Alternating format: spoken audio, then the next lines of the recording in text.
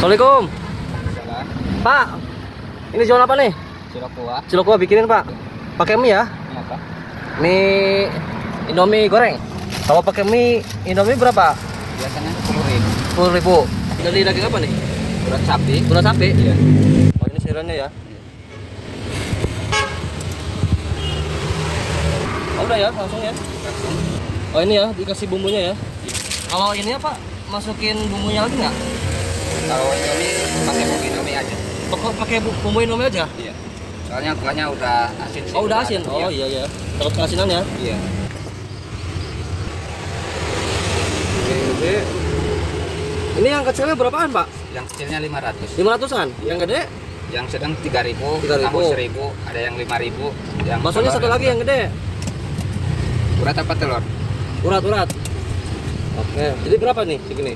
Ini jadi 15. 15 boleh. Pakai tetelan enggak? Pakai tetelan boleh. Nambah lagi nggak harganya Pak? Kalau tetelan enggak? Oh enggak. Free ya? Iya. Oh mantap banget ini. Wow. Mantap ya. Set. Nah, sedang ya. Ini punya sendiri Pak?